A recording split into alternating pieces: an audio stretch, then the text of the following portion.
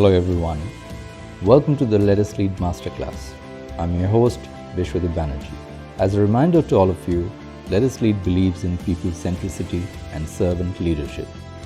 We are trying to build the next generation of managers and leaders here.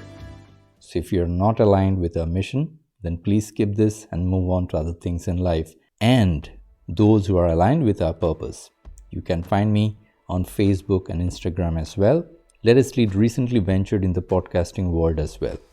And you can find my podcast on Spotify, Anchor, Google Podcast, Amazon Music, Hubhopper, Acast, Breaker, and Khabri as well. All the links are given in the description below. Also note that this masterclass is following up the First Time Managers, a complete guide full-length training course that we completed in 2021. So if you have not gone through that, then I would request you to also go through that course to learn different aspects of management, just to get you going. Alright, let's get started with Let Us Lead Masterclass, taking you to the next level.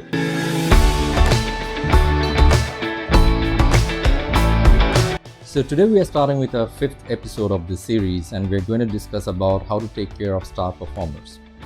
Now, stars are so important to any team, right? They're desired by all the managers and all the organizations. However, at the very same time, stars also gets overutilized at times and sometimes gets taken for granted. It is true that stars need minimal coaching. However, if you do not spend enough time with stars and do not know how to engage them, then you will have them leave you at some point in time. Before I go any further, let us look back at the characteristics of a star. Now, I did cover this in my earlier video of the series First Time Managers, a Complete Guide, and that video was named as Types of Employees. However, it is important that we just spend a few minutes here refreshing our memories, so everything that follows would make perfect sense. So typically stars will have the right attitude. They will show a distinct character.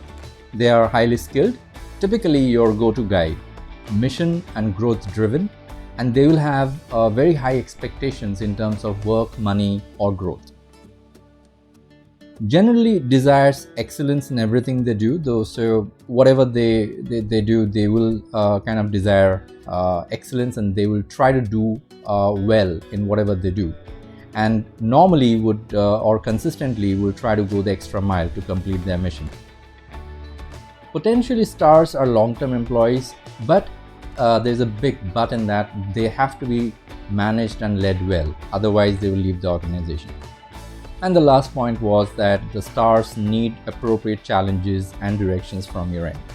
Now, one of the major challenges for managers in today's time is that stars know their market value. Almost all the job portals these days, including LinkedIn, offers data and insights about skills, experience, and CTCs being offered in the market. So companies can no more fool anyone in this information era.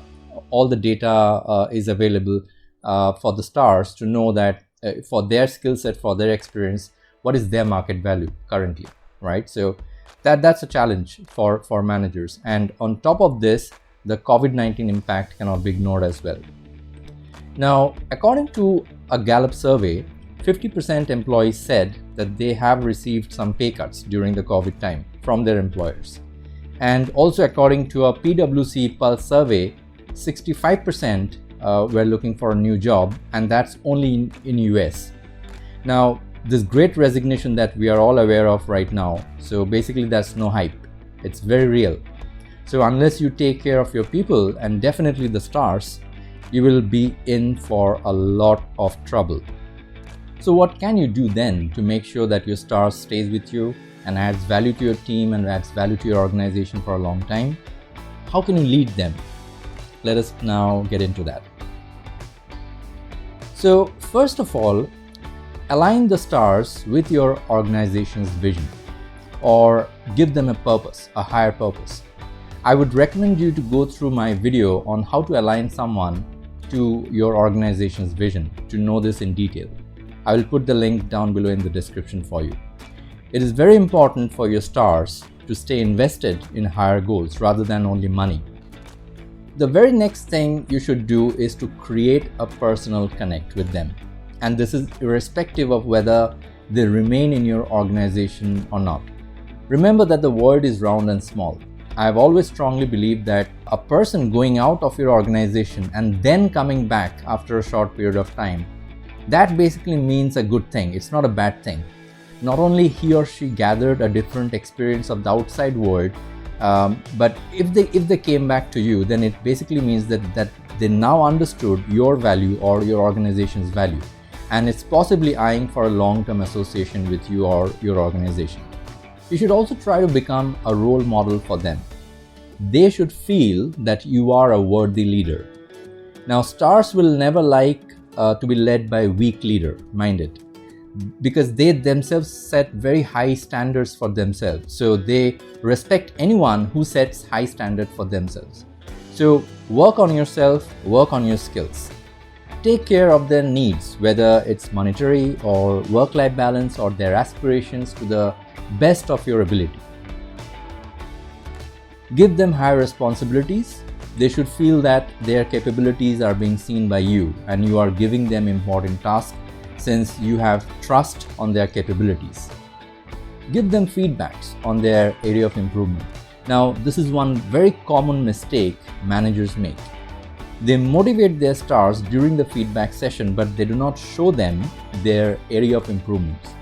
Initially, I myself had this mental block of not criticizing my stars when it was required to do, when they needed to be criticized. And I was thinking that, what if they feel bad? What if they start disliking me and think of leaving the company? I know many managers these days also suffers from this mental block.